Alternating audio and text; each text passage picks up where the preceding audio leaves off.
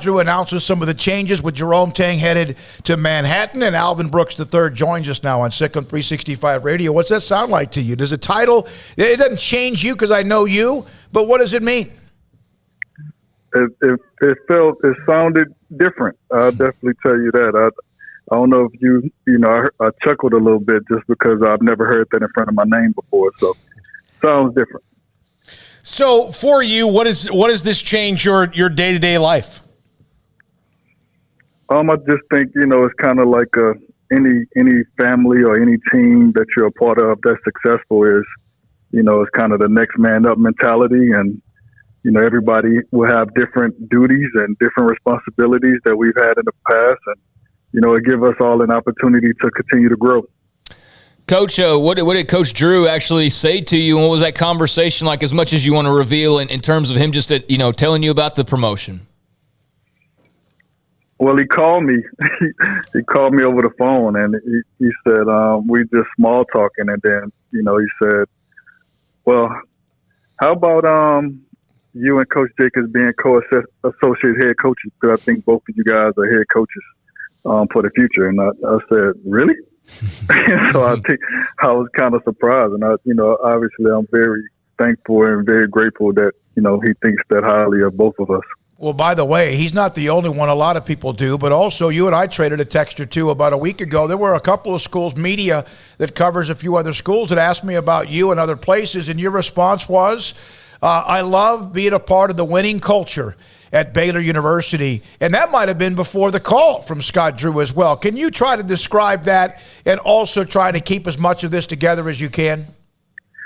Well, it was actually at that time I already knew. Okay. And so it was just, obviously, something that we couldn't reveal until the right moment. And so, my name was on Twitter for a lot of different things. And, that's not something that I can control. We call it championship problems. And so it's a blessing when your name is a part of things that mean that you're winning. And, I'm excited to be a part of this special family. And, my family is excited to be a part of this special family. So, Coach Drew said that, he feels you and Coach Jacobs will be head coaches one day. One of the things that the Baylor staff has always been good at doing is developing players, but maybe a little under the radar is developing coaches. I mean, there's, a bunch of guys who are head coaches now around the country at different jobs. How do you feel about the development that happens within a coaching staff when you're a young coach moving your way up under Coach Drew? He allows you to do a lot.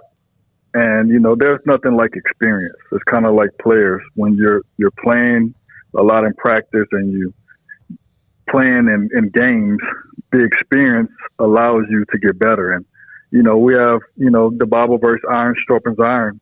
We're surrounded by other great coaches, whether they're young, old, GAs or managers, or even learning from other players, a part of our program. I think it's a psychological safety that we've created that allows everyone to get better together. Coach, obviously there had been, talk, and all of you guys have dreams and goals of your own, so I don't think it's any surprise that Jerome Tang was, hoping for a head coaching job. So after all these years, it finally occurs for him in a good spot there at K-State. What was your reaction to just the news? I'd imagine there's probably some semblance of not being surprised because you know what he's capable of, but, how surprising was it, and just how different do you think it's going to be? Well, not surprised at all because, he's definitely he's been ready to be a head coach. I think for me personally, he's a huge reason why I chose to come to Baylor. You're talking about someone that was invited and came to my wedding. And so I had a special relationship, or I should say have, because, I have a special relationship with Coach Tang. And so it was different for me just because, even now it's crazy. I just left a voice message on his cell phone and told him it still feels like that he's on a long recruiting trip and he's coming back soon. But obviously reality is he's gone. And so, it's a big adjustment just because, defensively, him and I, we focused on the defense a lot together. And so it'll be a little different without him, but, as a staff, we'll continue to move forward. We'll have John Jacobs at 4, you know that, and also then Jared Nunez. Tweety's on with us tomorrow. But tell me a little bit about Jared Nunez. He's been a part of this for a long time, played at Valpo. So he's connected to this coaching tree in a lot of ways, a player at Valpo. But tell us a little bit about Jared Nunez and the opportunity for him. It's a great opportunity for him. I mean, he's been around Coach Drew longer than any of us because he was a player at Valpo when Coach Drew was an assistant there. So he knows Coach Drew a lot better than a lot of us. And so, he's been here for over a decade. So he knows the Baylor way. He's had a lot to do with the success that we've had, but it's just been behind the scenes. Mm-hmm. And so now I think he'll continue to do what he do, and obviously it'll be in the forefront and more behind the scenes now. What kind of a coach do you think that Tweety Carter will be? He'll be a guy that brings a lot of energy to the gym. He smiles a lot, so he could brighten up the gym and bring an energetic, smiling vibe.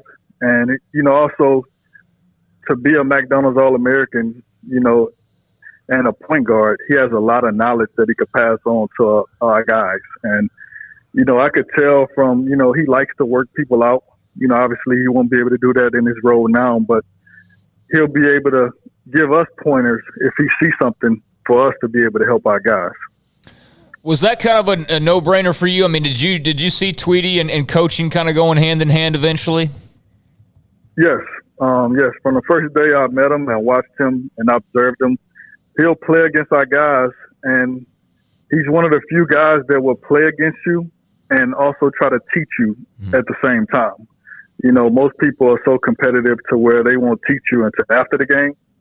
He was a guy that would teach our guards during the game on something that he may have seen that they could have done better. And so a guy that does that, that they love to teach the game. And, I mean, that's all coaching is teaching. I'm going to ask you this question. There's a young man who's at the McDonald's All-American game right now. Can you talk about him? Because he is signed, right? Yeah. Yes, he's signed. I just wanted to make sure because I know he did, but I wanted to make sure.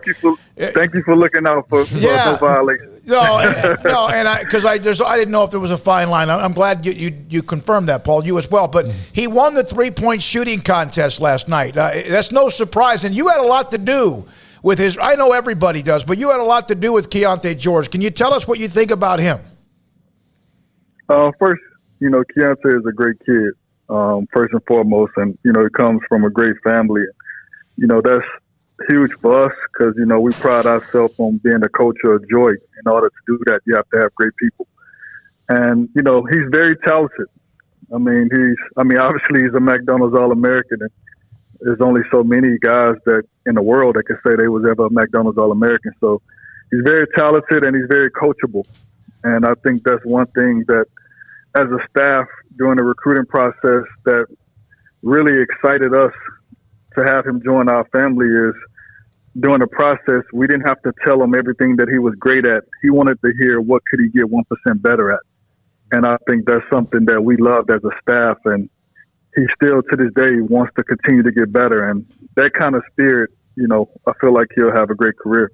How much does winning a championship allow you to maybe tighten the filter on not guys with ability? There's tons of guys who can play, but guys you can kind of look at and go, okay, this is a guy who will fit here at Baylor because of his work ethic, and not have to maybe cast a wider net over and take chances on guys. Yeah, I think it's kind of a fine line. Obviously, I think in some cases, you feel like your culture may be strong enough to help someone. And I think it's a thin line. You try to figure out, do as much research as possible. And, hopefully that you find someone that obviously they have to be talented enough in order to help us win the way we want to win. But, we try to find guys that are willing to sacrifice. So I think that's the biggest thing is, how much would they sacrifice when they get here? And the fact that they will love Baylor and just not use Baylor to try to get what they want to get, if that makes sense. Mm-hmm. It does.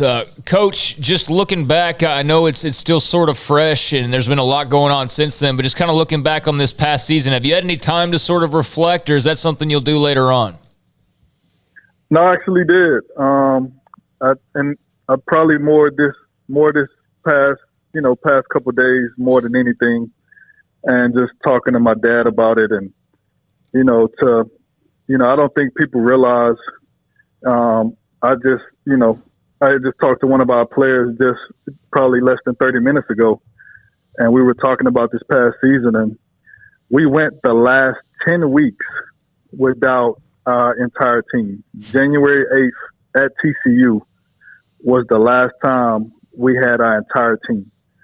And at that moment, we were undefeated. And so, it's injuries, that's something that you can't control, but to finish the last 10 weeks without your entire team and to still, be Big 12 champions and have a number one seed says a lot about the character and the work ethic of the guys that we have, because, different guys stepped up at different moments because we had at least someone hurt and out majority of the time. Alvin, congratulations. I'm going to say it again. Associate head coach in Baylor basketball. You're still laughing. You're still giggling. It's kind of it's crazy. Man, that sounds great. Kind of a nervous hell yeah. Yeah, that's good, man. God is good. God is good. John will join us today at 4, Jared today at 5, and then also tomorrow, Tweety Carter. Alvin, appreciate you communicating back and forth with me over the weekend and also being a part of today's show, and go enjoy it. Thank you. Thank you. Alvin Brooks III, Associate Head Coach, Baylor Men's Basketball. Jake us again in 30 minutes. Coming up next, you have this North Carolina Duke thing. And so I watched the Field of 68 quite a bit with Jeff Goodman. He joins the show, of course, along with Rob Douster, who's been on the show with us a few times as well. But there's also Terrence Oglesby. He is heavily covers the ACC, played at Clemson, and very good at breaking down the Final Four in college basketball in general. And Terrence Oglesby will join us next on the Final Four on Duke, North Carolina, Kansas, and Villanova, Sic'Em 365 Radio and 365 Sports. Baylor University is where lights shine bright. So let